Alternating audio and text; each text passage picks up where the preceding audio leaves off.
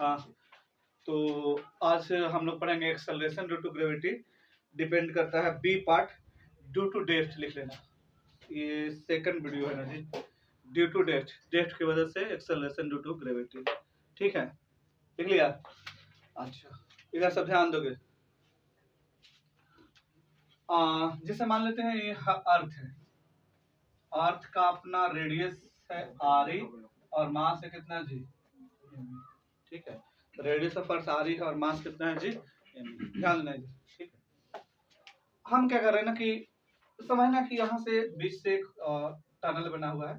ठीक है, ये सेंटर ऑफ अर्थ है और इस टनल में कोई ऑब्जेक्ट मूव कर रहा है नीचे की ओर और किसी इंस्टेंट ऑफ टाइम पे यहाँ है। ठीक है, नहीं होता है टनल ऐसे बना हुआ, मान लेते हैं ऐसा।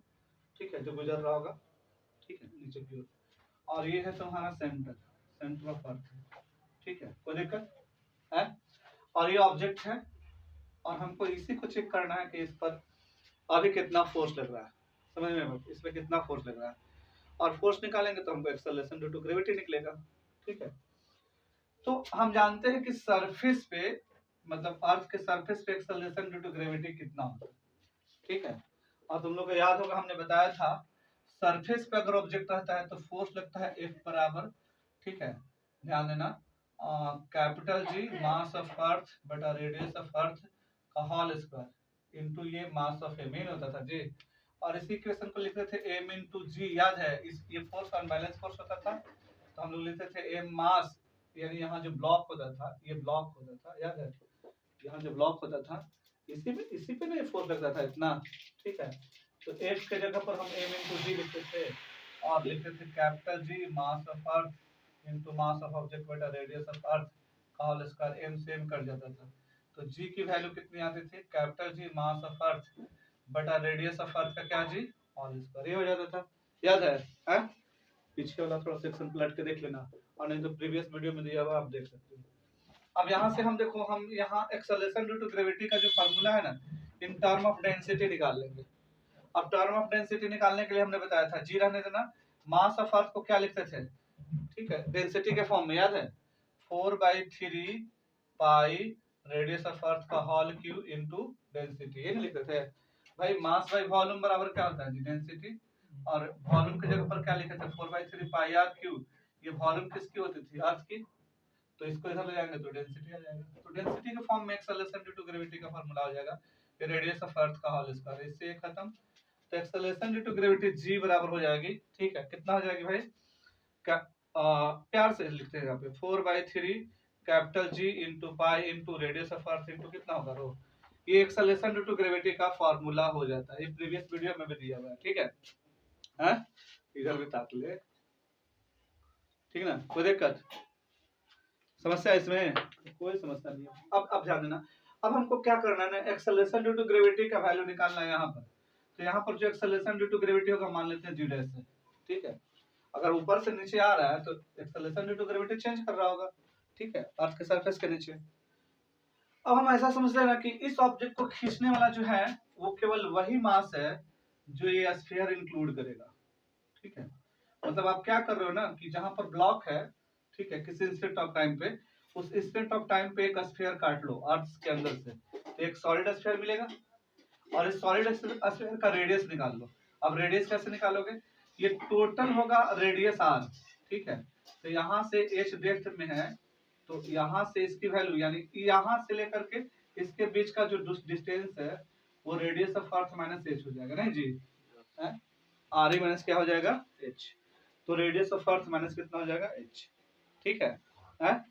अब यहाँ पर एक्सेलरेशन ड्यू टू हमको निकालना है तो यहाँ पर पहले फोर्स निकालेंगे।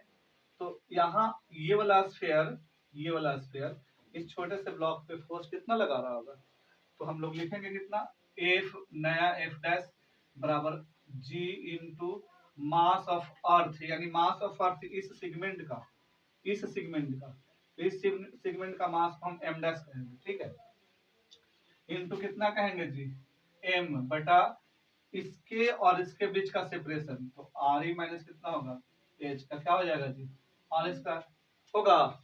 समझ पा रहे हो? हैं, ठीक है, चलो। तो ये हो गया तुम्हारा एफ डैश का। चूंकि एफ डैश से अनबैलेंस फोर्स है, ये अनबैलेंस फोर्स है, ऑब्जेक्ट नीचे गिरेगा तो आप लिखोगे एफ डैश को अलग फॉर्म में लिखोगे एम इंटू कितना जी डैश। जी डैश यहाँ का एक्सेलरेशन होगा या एक्सेलरेशन ड्यू टू ग्रेविटी होगी और इसी की वैल्यू हमको निकालनी है। ठीक है ना? कोई समस्या? अच्छा, तो आप कहोगे ये दोनों मेरा तो बराबर है। ठीक है, ये मेरे दोनों बराबर, ये दोनों लाल है मेरे, राम और लखन। तो राम बराबर लखन दोनों बराबर आपस में। तो आप क्या करोगे, एम इंटू जी डैश बराबर क्या होगा, capital G M dash into M divided by कितना रेडियस ऑफ अर्थ माइनस इसका क्या हो जाएगा होल स्क्वायर। एम से एम क्या हो जाएगा कैंसिल, तो जी डैश की वैल्यू क्या आ जाएगी कैपिटल जी और ये हो जाएगा एम डैश और नीचे क्या होगा आर ई माइनस कितना एच का क्या जी होल स्क्वायर। ठीक है, कोई दिक्कत? ठीक है, ये R E minus R E into M E यहाँ कर देते हैं। ठीक है, ये पूरा होल करता। ठीक है, हैं? समस्या है नहीं ना? मजा आ रहा है? मजा कुछ यार क्रिकेट बैठा ऐसे थोड़े भी मजा आता है। ठीक है, समझ में आ रहा है ना मोटा मोटी? लग रहा है। ठीक है, अच्छा एम डैश को हम लोग लिखने वाले हैं फॉर्म में। ठीक है, डेंसिटी के फॉर्म में। तो आप डेंसिटी के फॉर्म में कैसे लिखोगे? अर्थ की डेंसिटी कितना हमने माना था रो, डेंसिटी तो चेंज नहीं होगी, चेंज होगी नहीं। तो हमको यहाँ पर एम डैश लिखना है, तो आप लिखते हो डेंसिटी बराबर मास बाई क्या जी वॉल्यूम। तो यहाँ पर एम डैश लिखोगे, एम डैश इसकी होगी, इसकी केवल इसकी मास होगी। ठीक है, और वॉल्यूम वी डैश होगी किसकी, ये वॉल्यूम वी डैश किसकी होगी, इसकी होगी। ठीक है, तो आप एम डैश अगर लिखना चाहते हो, ध्यान देना, एम डैश को हम लिखना चाहते हैं एम डैश, तो हम डेंसिटी पहले निकाल लेते हैं। डेंसिटी बराबर क्या होगा मास ऑफ अर्थ, ध्यान देना, बटा वॉल्यूम। ठीक है, ये नहीं लिखते हो, डेंसिटी बराबर ही लिखते हो जी। ठीक है, अब वॉल्यूम की जगह पर क्या लिखते हो 4/3 pi into R cube. R cube, तो यहाँ पर आर ई माइनस एच का होल क्यू करना, हम वॉल्यूम इसका लेने वाले हैं। ठीक है, कोई दिक्कत है? समस्या इसमें। और ये होगा मास एम डैश। ठीक है, अर्थ के ये वाला सेगमेंट का। ठीक है, कोई दिक्कत?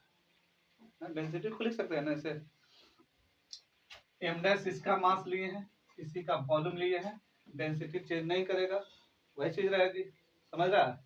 एम डैश इसका मास लिए हैं और इसी का वॉल्यूम से डिवाइड करेंगे, तो अर्थ की डेंसिटी रो रहेगी, रो तो चेंज करने वाले नहीं है। हम डायरेक्ट भी लिख सकते थे।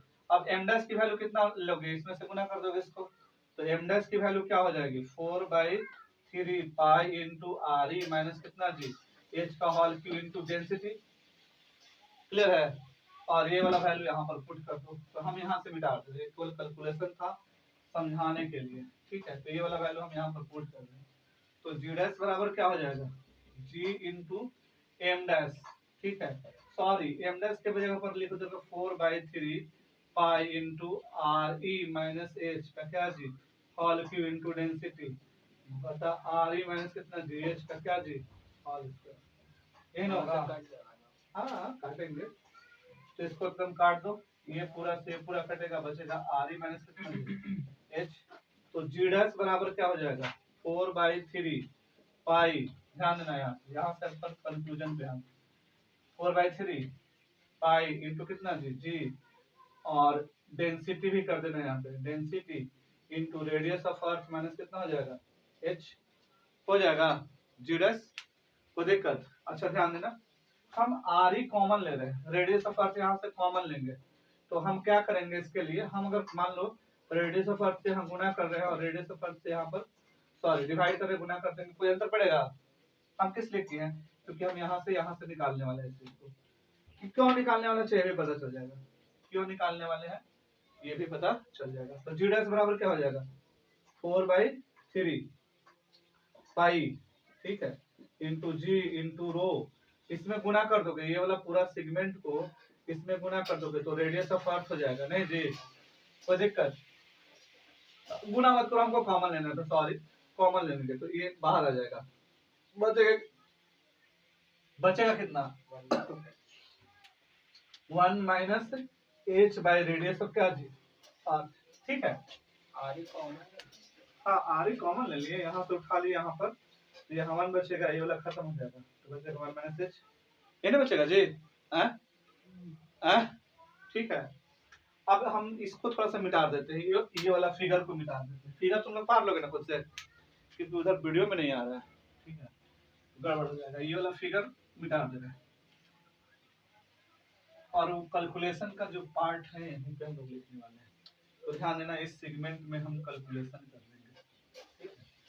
तो जी डैश बराबर 4 बाई कितना G 3 pi into G into rho into radius of earth, और यहाँ पर आ गया 1 माइनस एच बाई कितना आ गया जी आर। ध्यान देना इसकी वैल्यू तुमको पता है, इसकी वैल्यू तुमको पता है, कहाँ पता है देखो तो, है ना जी, यानी ये जी डैश और ये हो जाएगा जी, ये जी डैश हो जाएगा जी, और 1 माइनस एच बटा कितना बचेगा।